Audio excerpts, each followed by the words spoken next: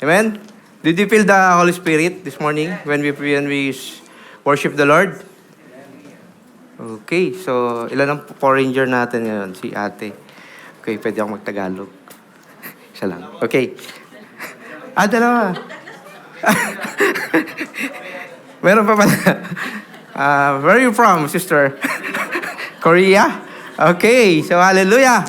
Praise the Lord. Amen po. How was your week? How was our week? 1 week. And for those who are here last night, how's your good night's sleep? Marami pang kagabi kasi andito din po kami kagabi. So, welcome back ulit kay Ate Gigi. Parang monthly kita nakikita dyan eh. So, sabi niya, daw ako nagpipreach, lagi daw siya nandyan. So, yung schedule mo parang no? Amen, praise the Lord. Purihin po ang Diyos sa umagang ito. So, pati si Ate Glo daw kasi for 6 months, wala rin siya dito pagka nagpipreach po ako. So, we are blessed. Amen po? And I know that meron mga first-timer tayo ngayon. Meron, no? Meron ba? Wala? Meron. Okay. So, purihin po ang Panginoon. Tayo po mag-aaral ng kanyang salita. Okay. Ang pag-aaralan po natin ngayon ay about unity in the body of Christ. Because our theme for the month is working together as one body. Ayun po, should we all stand up for the reading of the word? Okay. Psalm 133, verse 1. Behold, how good and how pleasant it is for brethren to dwell together in unity. Let us pray. Hallelujah, Lord Jesus. Hallelujah, Lord God. Purihin ka, O Diyos. Diyos na kapangirahan sa lahat. Tunay na kayo mabuti. You are good. You are everlasting God. From the moment that we born, you chose us, O God, in your church, Panginoon. We chose us to be with you, O God. Lord, this morning, Panginoon, Lord God, we're asking for your intervention, Lord God, Lord, for the power of the Holy Spirit to move in our midst, Panginoon. Lord, thank you, Father, sa inyo pong sa araw na ito, sa kalakasan na pinagkaloob mo po sa bawat sa po sa amin. Lord, cleanse us with your blood, Panginoon, so we may understand, Panginoon, what you want to say to us, Panginoon. Lord, move in our midst, Panginoon, Lord God. In Jesus' name we pray. Amen. Amen. Okay, pwede na po tayong umupo. Sabi po sa ating binasa, behold, how good and how pleasant it is for brethren to dwell together in unity. Sino po sumulat nito? Si King David. Ito po ay Psalm of David. Because when we dwell together in unity, God is really pleased. Amen? Of course, sa isang tahanan po, ayaw natin hindi tayo nagkakasundo. We want our family to be, what do you mean, loving one another, of course, no? Sa ating mga anak. At tayo rin bilang magulang, ang anak para sa magulang.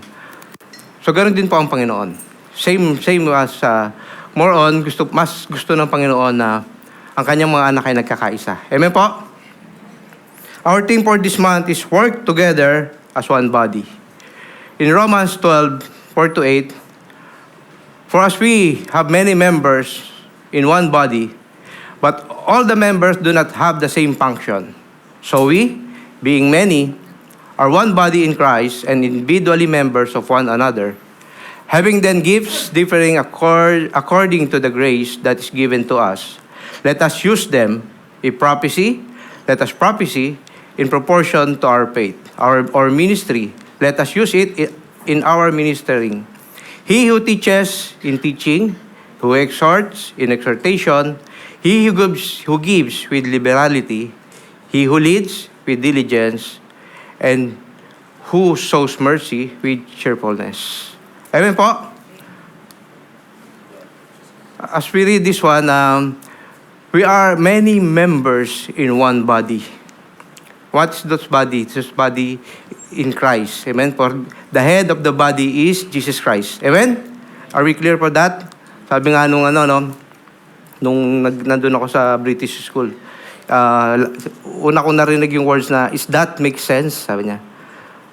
The first time po, parang you feel na parang ma-open ka pa na parang, hey, nakakaunawa naman ako ng konti, kahit konti. But habang habang tumatagal po, ganun pala talaga sila. Yun po talaga yung parang bang gusto nila kasi they want you to understand what they're saying. Kasi yung accent, alam naman natin, iba-iba rin yung accent nila. So, it means that did we understand what we are they are saying or they want to say to us. It's just like in this verse, no? Gusto nating naintindihan ba natin yung ibig sabihin ng we have many members in one body. Every one of us is part of one body. Amen? Every one of you here, kahit na tayo nakaupo lang dyan, we are part of one body. In Colossians chapter 1, verse 18 to 20, and He is the head of the body. The church, who is the beginning, the firstborn from the dead, and in all things He may have the preeminence. Sino yung He? That is Jesus Christ. So that's why we need to reconcile in Christ. Amen? For it pleased that the Father that in Him all the fullness should dwell, and by Him to reconcile all things to Himself. By Him, whether things on earth or things in heaven, having made peace through the blood of His cross, through dying on the cross. Amen po? Pabilis lang po tayo. Dalawa lang yung pag-uusapan natin. One, understanding God's unconditional love for us. Did you feel that that God loves us, loves you? Amen? That's why you are here. No? Kaya kayo nandito ngayon. Kasi mahal kayo ng Panginoon. Amen? Romans 5:8, but God demonstrates His own love towards us, in that while we were still sinners, Christ died for us. Amen? Sabi ng iba, ay hindi, para sa kanila lang yan. Ganito yung nangyari sa buhay ko, doon ako mahal ng Diyos. No, kakamali ka kapatid. God loves you, kahit na ano pa man ang sitwasyon mo sa oras na ito. Okay? God loves us so much that He has a perfect plan for us. Alam po ba natin yon? May plano po ang Diyos. May perfect plan ang Diyos sa atin. All you need to do is to listen. All you need to do is to shut our mouth and just listen to His voice. Listen to His words. Amen? What is this? To do good and for the betterment of our relationship towards one another. Amen? If we have a good relationship with God, of course, it will shows. No? It will shows sa ating pong mga kasama, magkakaroon din tayo ng maayos na relasyon sa ating kapwa. Because sabi ng Panginoon, love your God with all your heart, and then love your neighbor as you love yourself. Amen? So you need to love yourself also, no? But not more than God. Amen? God's love is unconditional and infinite. Do we believe on that? Far beyond what we could imagine. Amen? Kahit na ano pang sitwasyon natin sa buhay, in every situation in our life, God loves you. Kahit na nasa banig tayo ng karamdaman, God loves you. God is still speaking to us. All we need to do is to connect to Him. Alam niyo, nung na-hospital ako 2 years ago, I can find the reason bakit nangyari na nagkaroon ng muscle cramps yung aking bituka. Then suddenly, when I'm praying, niremind ako ng Panginoon, I want to rush everything. Parang lagi ako nagmamadali. Parang lagi akong gusto ko, yung gusto kong gawin, kailangan matapos kagad. Something like that. Tapos parang pagod na pagod ka sa maghapon, sa pagtatrabaho. Then suddenly, I find rest sa hospital po. Kasi po, yun nga, sabi ko, I have more time nung nasa hospital ako. Kaya yung misis ko, akala niya, kung titingnan niyo ako, may tubo ako dito sa ilong, hanggang dito po yung sa aking tiyan. Kala mo, delikado yung aking pong kalagayan. But you know, ano lang po yun, sa Tagalog, ano yun, impacho. Yung hindi lang po ako natunawan, kakakain. But you know that, dito naman kasi nagsisiguro yung mga doktor, no? So, sabi niya, if the muscle cramps is not improving, so they will cut, operahan nila ako. But I know that will never gonna happen because God is with me. So He will heal me, okay? So after a week, nakalabas ako. Actually, Friday po yun, nakikinig ako ng online. Sabi ko, ang tagal naman ng doktor, nagpe-pray ako. Nakikinig ako kay Pastor Wilmore, siya yung preacher dito noon. Tapos, suddenly, nung habang nakikinig ako, pagkatapos po nung preaching ni Pastor Wilmore, dumating po yung doktor. Tapos, binigyan niya ako ng discharge sa paper na pwede na akong umalis. Pagkalabas po namin sa ospital, sinundo ko ni Pastor Bernard, dumiretso po kami sa Box Park. Sabi nila, pagkalabas mo sa ospital, naglakwatsa ka kagad. Amen. Because God healed me, really healed me. Why we need to understand the unconditional love for us. Sabi sa 1 Corinthians chapter 15 verse 22, for as in Adam all die, and even so in Christ all shall be made alive. Amen? Therefore, sabi sa Romans 5:12, just as through one man sin entered the world through Adam, and death through sin, pumasok po ang kasalanan, and thus death spread to all men because all sinned. Lahat po tayo nagkasala. Amen? Therefore, as through one man offense, judgment came to all men. We belong to this judgment. Resulting in what? In condemnation. Even so true, in one man's righteous act, the free gift came to all men, resulting in justification of life. Amen? Kahit na parang we are condemned because of sin. But through man's righteous act, the free gift came to all men, including you, including me. Amen? Resulting in what? We are justified. For in Romans 6:23, for the wages of sin is death, but the gift of God is eternal life in Christ Jesus our Lord. Ang tanong, that is a gift. We have a free will to accept it or to deny it. Amen, brothers and sisters. For in Ephesians chapter 2, 8 and 9,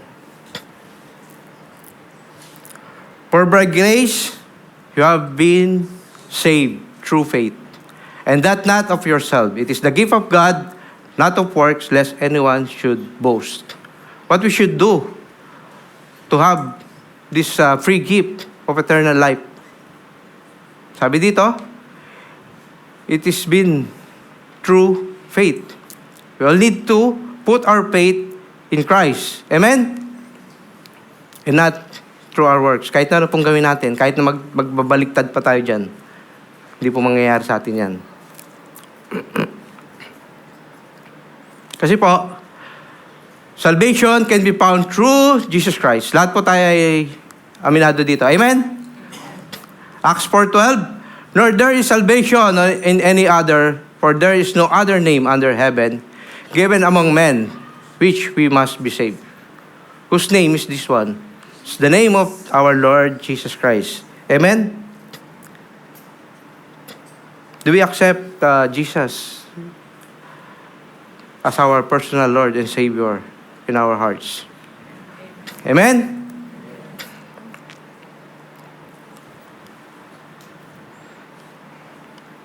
Okay? In 2 Corinthians 5:17, therefore, if anyone is in Christ, he is a new creation. All things had passed away, behold, all things had become new. If we accept Christ in our heart, in our life, as our personal Savior, God makes us new. Hindi na ikaw yung dating ikaw. Babaguhin ka niya through His image. But of course, for we all know, we are all still a work in progress. Hindi po ganun kadali yun. We need to understand the will of the Father para po magawa natin yun. We need to continue to listen to the Word.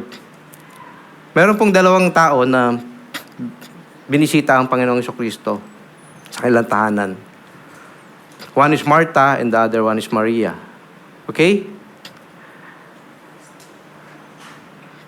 Same person, two person wants to please the Lord. Even Martha she wants to please the Lord. Amen? There's nothing wrong. No, don't get me wrong about that. Wala pong masama doon. He wants to please God. He wants to please Jesus. So, busy siya. Marami siyang ginagawa para sa Panginoon. And he's asking the Lord, Lord, can you tell my sister Maria to help me? Because I'm alone here. I want to prepare everything for you. Amen? What Jesus responds? Martha, you are so busy for so many things. No? Maria choose the important one, ang pinakamahalaga. At kailanman, sabi niya, hindi aalisin ng Diyos sa kanya ito. Amen? But don't get me wrong, hindi po masama yung sinabi yung ginagawa ni Martha. Hindi po. Hindi naman sinabi niya, wag mong gawin yan. Hindi rin sinabi ng Diyos yun. But we need to understand in the church, or we are, in pleasing God, okay yung gawin natin lahat yan kasi para sa church yan eh. But we need to take time to listen. We need to take time to sit. We need to take time to kneel onto the feet of Jesus, to listen to His words. Amen? That's the important one. Amen? And then, everything will follow. Amen? Don't neglect listening to the word of the Lord. Because yung bulong po ng kaaway, napakarami niyan. Sa ating trabaho, ikaw lagi nagtatrabaho. No? Ganun eh. Ako na lang lagi nakikita. No? Ako na lang, si Balasi na lang to. No?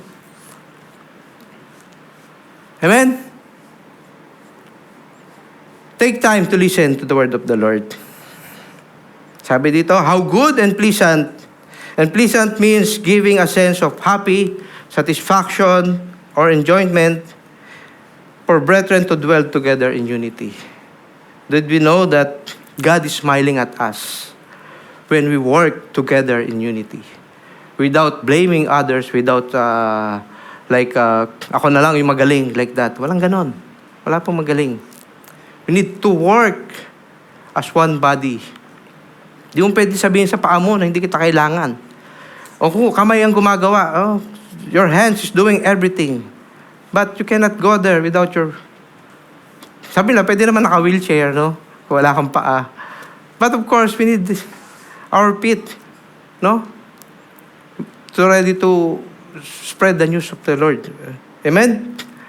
True joy can be found in Christ. Amen? Joy that can surpass all understanding. Hindi natin malaman, no? Lord, through trials that we need to have joy also. Yes.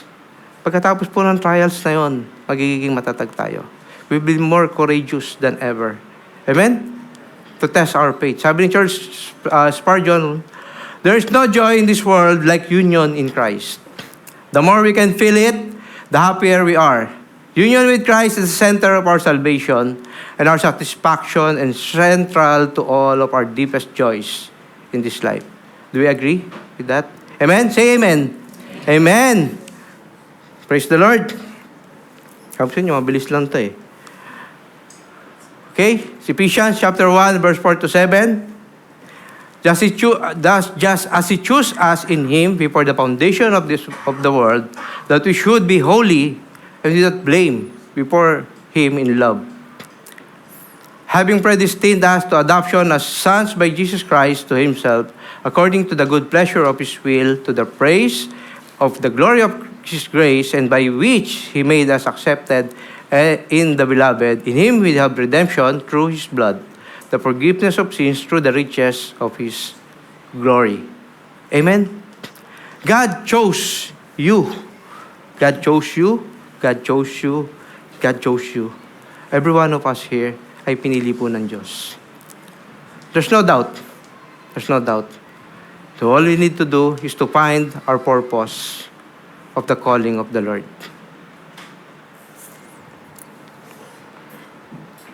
Sabi nga dito, what do we want in life? Ano bang gusto natin sa buhay? Para kanino ka bumabangon? I will not endorsing Nescafe here. Kasi I want brewed coffee. Okay? Nagpapakasosyal lang po yung brewed coffee. Okay?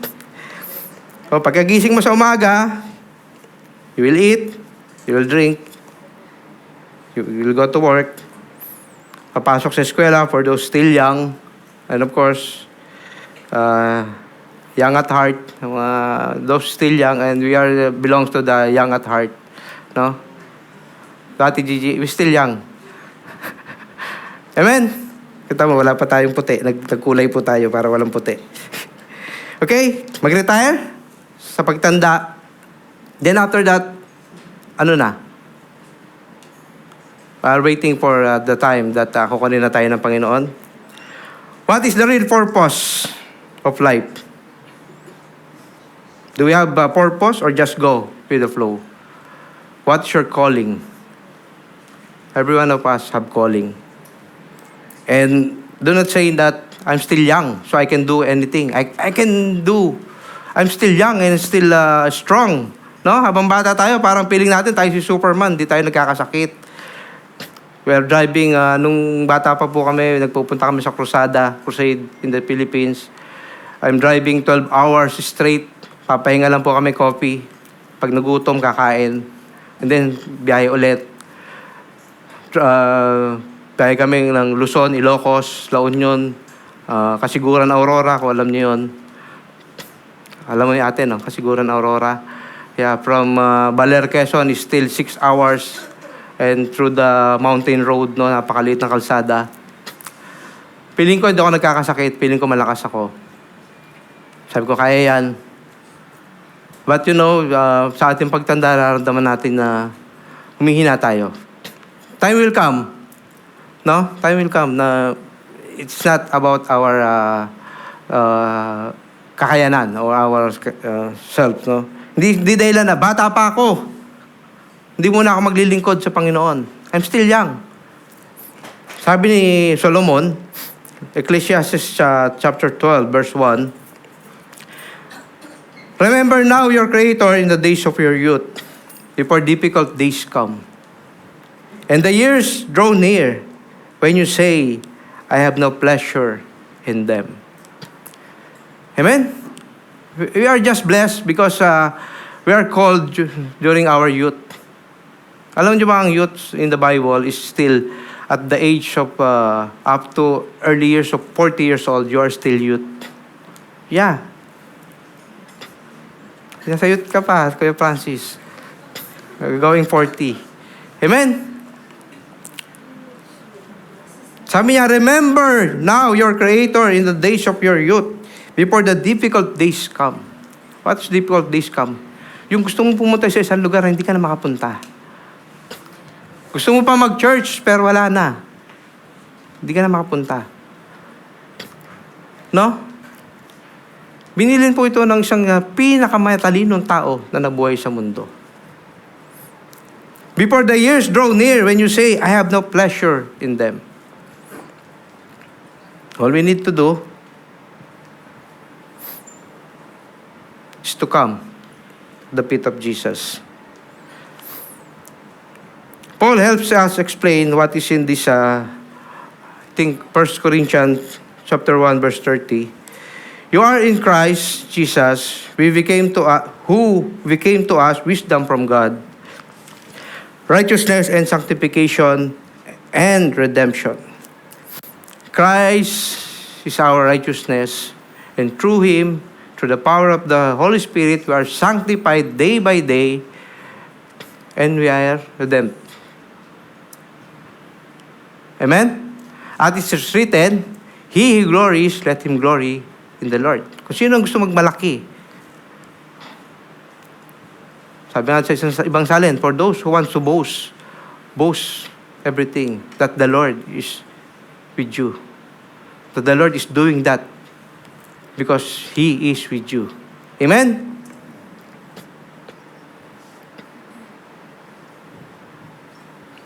Meron pa akong 25 minutes. The power of Christ that is in you will brings us together to work for His glory. Amen? Hindi po natin kaya yun. Because marami tayong mga differences. Yung gusto ko, ayaw mo. Sometimes, sabi nga ni Pastor Dave last night, sabi niya, sa leadership, kung nasa leadership kayo, it's not a perfect leadership na masasabi nyo. For there's no such things like that. Amen? Do we believe on that? Wala pong perfect. And then, husband and wife, sometimes we argue. Amen? O baka nga, sa isang araw, sabi niya, parang pagkain, no? 3 times a day. Na may argument sa loob ng bahay. Sa leadership po, meron din yan. Sinabi ni Pastor Dave kagabi, kung wala po ang power ng Panginoong Kristo, hindi po kami magkakaisa. As a pastors, elders, and deacons. But, nagkakaisa po kami sa isang layunin to glorify the Lord Jesus Christ as a church. Amen? Sabi nga ng pastor, mag-aaway kami, pero hindi kami magsusukuan. Amen? Magkakasagutan kami, pero hindi kami mag-aayawan. There's no such cancel culture for those who knows Christ. Amen? Huwag po natin cancel yung ibang tao. Kahit na sabihin mo pang kinurse ka niya, pray for him. No? There's no cancel culture in Christ. Amen po? Understanding God's perfect plan to work together as one body in Christ. We need to understand that this is the perfect plan of the Lord for His church. And we are called as a ministers. Every one of us here are called as a ministers of God. Amen?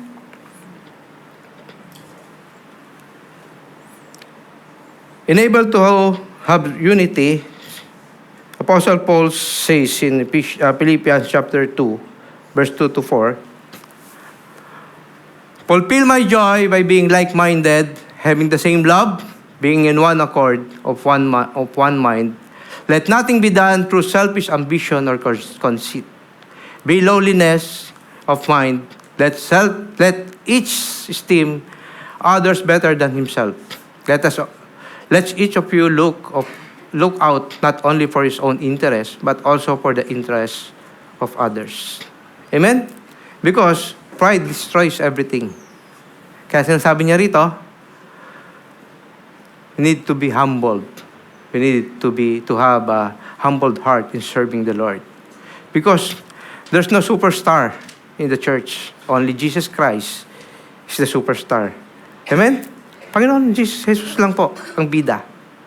Hindi po bida nagsasalita dito sapagkat ang aming pong sinasabi ay ang salita niya. Amen? We are just serving you. Kumbaga mga waiter lang po kami. He is the chef. Siya po yung nagluluto.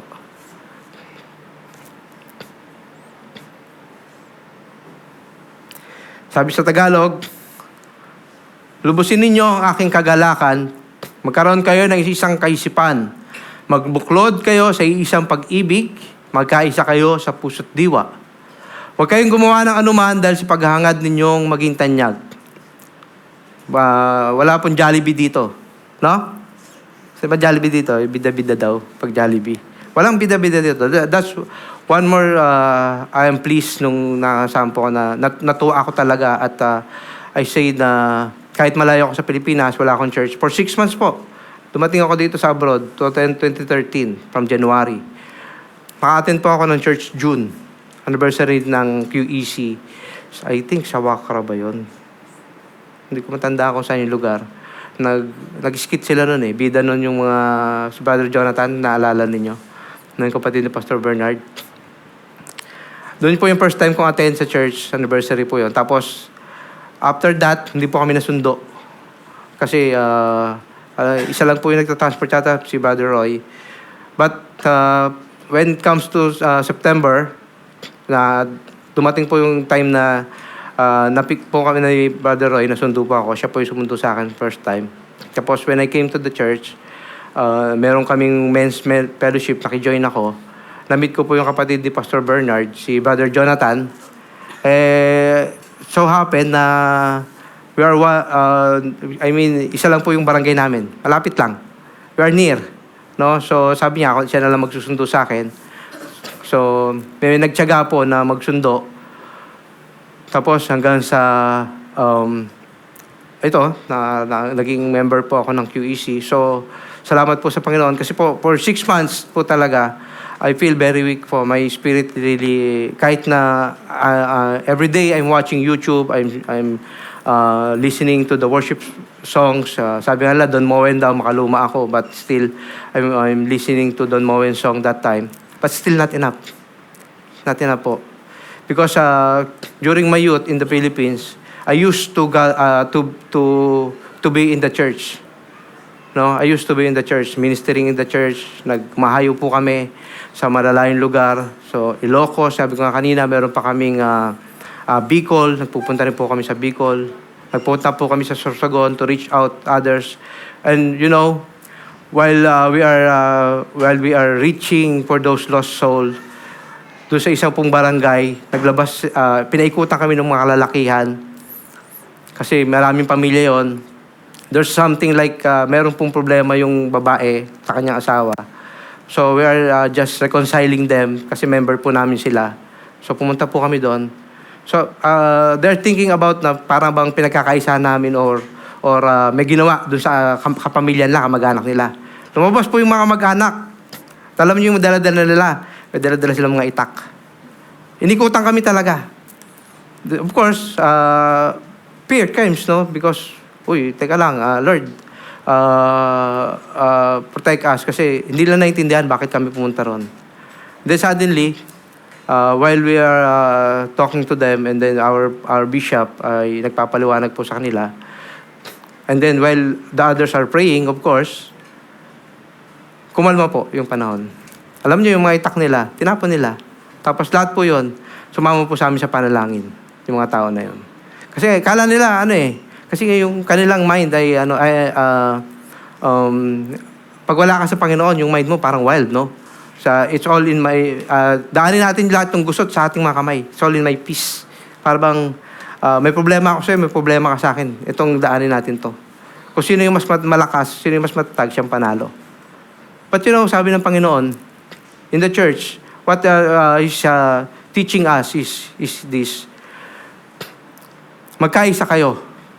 We must be one in spirit, must be one in love, must be bind in one spirit. Magkaisa kayo sa puso at diwa. We're not, what do you mean this? Nagkakasundo tayo dahil mas malakas ka sa akin, kaya makikinig ako sa'yo. No. Makikinig ako sa'yo kasi God is speaking, no? Through you.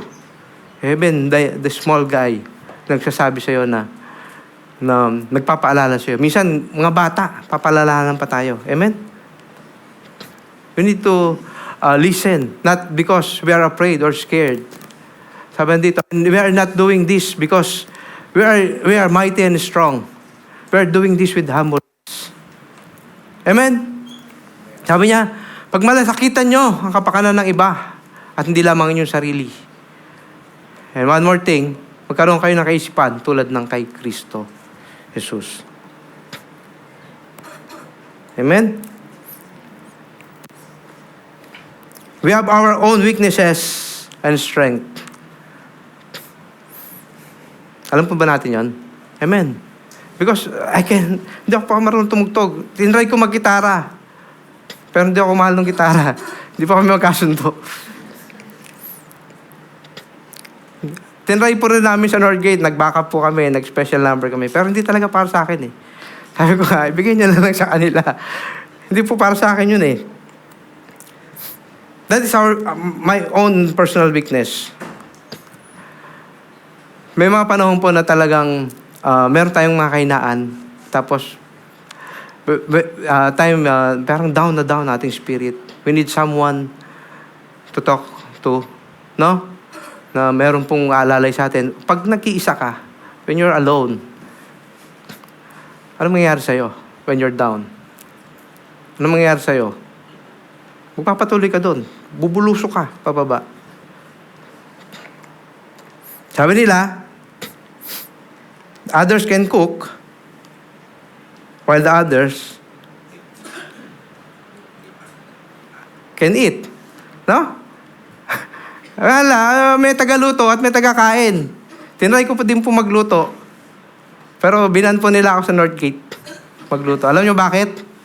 Kasi puro bulalo yung niluluto ko. Si Bishop lagi nagagalit sa akin. Si Padre Romel na naman nagluto. Bulalo na naman yan. Bulalo king daw ako sa Northgate. Kasi madali.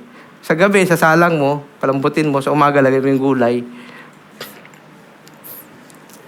No? Sabi nga nila, when you eat beef, enjoy now, pay later. Hindi lang po credit card yung enjoy now, pay later. Also po yung karne. Hindi na po tayo bumabata. Sabi nga, ako nga, nung last week, bumili kami nung kasama ko sa trabaho ng karne. Naramdaman ko na naman, parang medyo namamanhid yung aking siko. Ang ginawa ko, mahal ko yung mga kasama ko sa room. Kainin nyo to. Pinamigay ko yung karne. Parang di po ako nag-iisa, no? Hindi po ibig sabihin na gusto ko rin sila magkasakit. No, just to share the food. No? Yun nga. There's we are our own strength. Sometimes malakas tayo, but not every time malakas tayo. That's why we need our brothers to remind us. That's why we need to go to the church. Sabi, magpalakasan kayo. No? Amen? Amen? Sapagkat alam nyo ba, hindi lang po kami ang nagpapalakas sa inyo, nagsasalita dito sa harap. Kayo, nakikita namin na, for me, no, personally, pag nakikita ko po yung mga kapatid na strong, nakikita ko mga kapatid na nagpapatuloy through trials, kasi alam ko po, ang iba ay may mga pagsubok, yung iba po ay hindi sumasahod. Amen? Natatawa nga kami kagabi, sabi ni Pastor Dave, yung mga walang trabaho dyan, magkakatrabaho kayo. Yes? Amen. For those who are praying, for those need work, need a job, desperately needed job, ay magkakaroon po ng trabaho. Sabi ko doon sa katabi ko, kayo na may trabaho, pero wala naman sahod. Paano gagawin natin? That's why we need also to pray, no? Yung trabaho natin na meron din sahod. We need to clear it, no? Kasi meron po tayong mga kapatid talaga na ATM, no? Every 3 months, sumasahod sila. But still now, I think it's better now, no, Brother Dado, na okay na sila. From time to time ay nakakasahod sila, no? Sabi sa Galatians 6:2, bearing one another's burden, so fulfill the law of Christ. You are called not to be just stand alone. We need to carry our burdens with one another. Pag di mo kaya, to speak to your brethren. March, sabi nga nila. No? But we need to speak first to the Lord. We need to listen to God. Lord, anong gagawin ko? And we need also our brothers to help us. Hindi po tayo pwedeng mabuhay na mag-isa. Amen? Sino dito ang gusto lagi nag-iisa? Sino? Ako, si Kuya Francis, mag-isa ngayon Nagbakasyon yung kanyang kanyang lovey-dubs. Romans 12:9-10, let love be without hypocrisy. Hypocrisy. Abhor what is evil, cling to what is good. Be kindly affectionate to one another with brotherly love. In honor, giving preference to one another. Okay, sa Tagalog po, magmahalan kayo. Bilang tunay na magkakapatid, pahalagahan ninyo ang iba na higit sa pagpapahalaga nila sa inyo. Amen po. We could be one body. We can work together as one body if we love each other. Amen po. And remember, through all those circumstances in our life, kahit po ang kahirapan, kahit po ang kaguluhan, it can never separate us from the love of God. And the word of the Lord says, who can separate us from the love of God? Amen? Even sickness and even death cannot separate us from the love of God. Amen? Remember that, mga kapatid. Actually, tapos na tayo. To sum up all we need to know that God's love is unconditional. Amen? Ano man ang sitwasyon mo, Even you are finding your purpose, still now, you are finding your purpose in life. Minsan, ang sarap makipag-appointment o kaya may appointment ka sa, like in your HR, para tataasan ka ng salary. That's good. That's your good situation. You're, makikipag-usap ka sa mga kliyente, may mga ganun po tayong sa trabaho. At sa timpong pagtanda, nakikipag-appointment na rin po tayo kay doktor, no? Minsan may appointment tayo sa doktor. Still, that's a good opportunity. Amen? Amen? And even that, it can never separate us from the love of the Lord. Remember that, mga kapatid. To sum up all, we need to know that God's love is unconditional. He died for you and me to give us life, to have a salvation through Christ. And God's perfect plan to work together as one body, enabled to do what we are called for. Amen? We must find our purpose in living. It's not just, sabi nga kanina, it's not just to work, to earn money, go vacation, to enjoy life. No. We are called. We are called. Every one of you here are called by the Lord. Amen? Purihin po ang Panginoon. Tayo po ito may lahat. Tayo po manalangin. Hallelujah, Lord God. Purihin ka. Diyos na buhay. Thank you, Father, for your word. Thank you, Father, for this day. Panginoon, Lord God, that reminding us that we have a purpose in life. We are called by you, the King of Kings and the Lord of Lords, and you have a perfect plan for every one of us. We need to know that we can work as one body, in one spirit, one soul, as a head of the church is you, Jesus Christ. Lord, give us one mind, Panginoon, para mag-operate kami, Panginoon, and to do everything, Panginoon, Lord God, according to your glory, Panginoon, Lord God. Many lost souls, Panginoon, Lord God, ang nais mong dalhin sa inyong iglesia. Lord, find us available, Panginoon, Lord God. Lord, give us time, Panginoon, Lord God. Lord, when calling, everyone is calling, Panginoon, Lord God. Lord, give us, Panginoon, the heart, Panginoon, Lord God, to answer your call, Panginoon, Lord God. And when we are called, give us the heart to answer you that, Lord, I am available. Lord, open our hearts, open our minds, Lord God, to your